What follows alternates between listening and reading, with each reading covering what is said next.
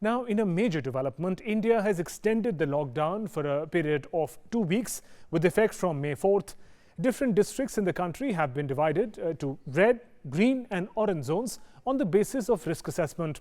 We now take a look at the detailed directions given by the government on how these new phase of lockdown will be enforced. One by one, we'll look at slides in which we'll try and understand how this lockdown has been enforced. We'll begin with the slides now. Identification of the zones is important. Green zones are districts with 0 confirmed cases till date or no confirmed cases in the last 21 days. So of the 3 green zones that's how you identify the green zones. Moving on to the next slide, these are directives given by the government. Identification of zones. How do we identify red zones or hotspot districts? They're defined by Ministry of Health by taking into account the total number of active cases, doubling rate of confirmed cases and the extent of testing and surveillance feedback. That's how we identify the red zones as categorized by the government. Coming to the third category, orange zones. Districts that are neither defined as the green or red zones that we discussed earlier come in the category of orange zones. Moving on, we are talking about different directives given the phase 3 of the lockdown in India. Districts with 1 or more municipal corporations to have 2 zones. Area outside of municipal corporations can be of a lower zone.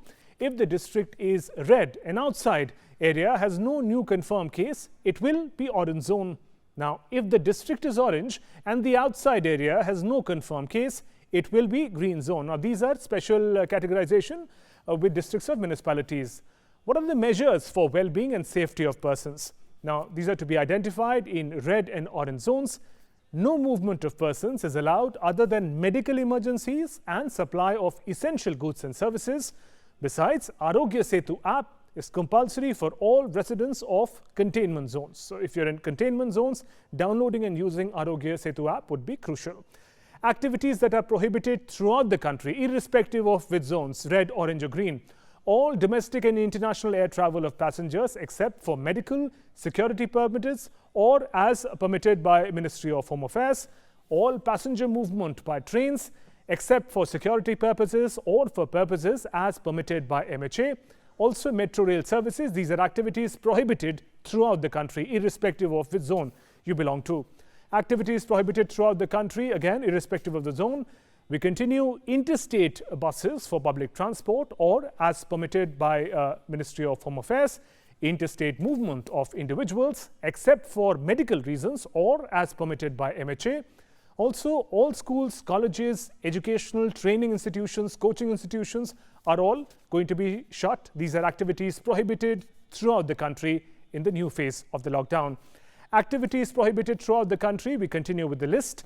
All cinema halls, shopping malls, gymnasiums, sports complexes, swimming pools, entertainment parks, theatres, bars and auditorium, assembly halls and similar places. All social, political, sports, entertainment, academic, cultural or religious functions or other gatherings, these are all prohibited throughout the country, irrespective of the zone. We'll continue with the list. Hospitality services other than those for housing, health, police, government officials, healthcare workers, stranded persons including tourists and those for quarantine facilities. All religious places, places of worship, these places will be shut. These are activities prohibited throughout the country. Now we're looking at measures for well-being and for safety of persons. Movement of individuals for all non-essential activities strictly prohibited between 7 p.m. and 7 a.m. from evening to the morning in this time period. This is for directions all across the country. Persons above 65 years of age, persons with comorbidities, pregnant women, children below 10 years are all going to stay at home except for essential requirements and health purposes. OPDs and medical clinics have been permitted outside of containment zones with the required social distancing norms and other precautions. We're looking at different directives given by the government for the phase 3 of lockdown. We're looking at red zones now. What are the activities prohibited? And these are activities outside of containment zones. Those are the areas we're talking about. Activities prohibited across the country will be prohibited in red zones. That's natural. Following also prohibited are cycle and auto rickshaws, taxis and cab aggregators, intra-district and inter-district plying of buses. Barber shops, spas and saloons have also been prohibited in red zones. In red zones, activities allowed but with restrictions. But again, these are areas outside of containment zones. Movement of individuals and vehicles only for permitted activities, and their vehicular restrictions are going to be there. Four-wheelers to have maximum 2 passengers besides the driver. For two-wheelers, pillion rider not allowed. We are talking about activities allowed with restrictions in the red zones. So those were the ones. We're now looking at activities allowed with restrictions. We continue with the list. Industrial establishment in urban areas and the restrictions. Only special economic zones, EOUs, industrial estates, townships with access control. Manufacturing units only of essential goods including drugs, pharmaceuticals, medical devices, their raw material and intermediaries. Production units requiring continuous process and their supply. Red zones, activities allowed with restrictions is what we're talking about in this slide. Moving on. Red zones, activities allowed with restrictions, but remember, we're talking about areas outside of containment zones. Industrial establishment in urban areas, in that manufacturing of IT hardware, jute industry with staggered shifts and social distancing, manufacturing units of packaging material, these will be allowed. All industrial activity in rural areas have been allowed. We're talking about red zones, activities that have been permitted. We continue with that list. Red zones, activities that have been allowed with restrictions. In the category of construction activities in urban areas, only in situ constructions are allowed. Construction of renewable energy projects are allowed. All construction activity permitted in rural areas. All malls, market complexes and markets to remain closed in municipal corporations and municipalities, but other than shops that are selling essential goods.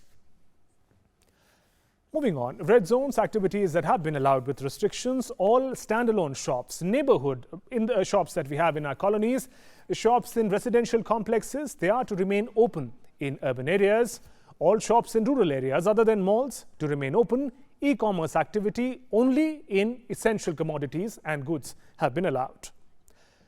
Private offices with up to 33% strength is allowed. Rest to work from home. All government offices with 100% strength from levels of Deputy Secretary and above, remaining to attend up to 33%.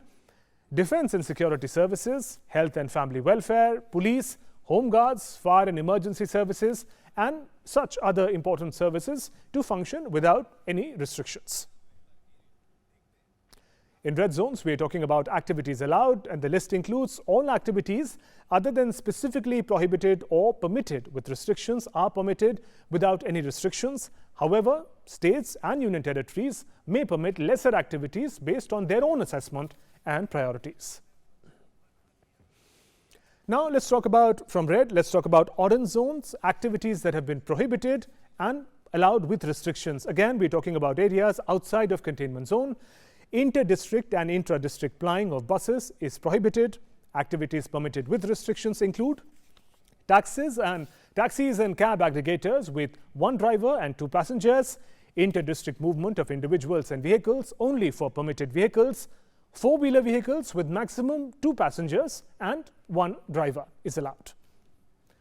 And activities allowed in orange zone include all activities other than specifically prohibited or permitted with restrictions are permitted without any restrictions. Again, states and union territories may permit less activities based on their own assessment and priorities. Let's now look at the green zone and the activities that are allowed in the green zone. In the green zone, all activities are permitted except the limited number of activities that are prohibited throughout the country, irrespective of the zone. We discussed that in the earlier slides. However, buses can operate with up to 50% seating capacity, and bus depots can operate with up to 50% capacities. These are activities allowed in the green zones. Now let's talk about the national directives for public places. What kind of conduct are people expected to follow? Wearing of face cover is compulsory. Social distancing that is key to tackling COVID-19 is a must. Maintain a distance of about 6 feet. Again, directives for public places. Gathering of more than 5 people not allowed in public places. Spitting in public places is a punishable offence. National directives for public places is what we are talking about. Marriage-related gatherings shall ensure social distancing. Guests not more than 50 will be allowed. Funeral, last rites to ensure social distancing as well. Not more than 20 people will be allowed. National Directives for Workplaces is what we're talking about now. Thermal scanning, hand wash, sanitizer, these facilities must be there at workplaces. Adequate gap between shifts, staggering lunch break should be ensured. Frequent sanitization of the entire workplace must take place. National Directives for Workplaces ensure social distancing and company transport. For movement, 6 feet, remember, is the social distancing, and face cover is mandatory. National Directives for Workplaces continue. Hospital, clinics authorized to treat COVID-19 patients should be identified at nearby location. List should be available at workplace at all times. Besides, large physical meetings at workplaces must be avoided. Intensive communication, training on good hygiene and practices is very crucial, must take place at workplaces. Moving on, we're talking about different directives. The very crucial Arogya Setu mobile app is mandatory for all employees. Heads of offices must ensure compliance to it.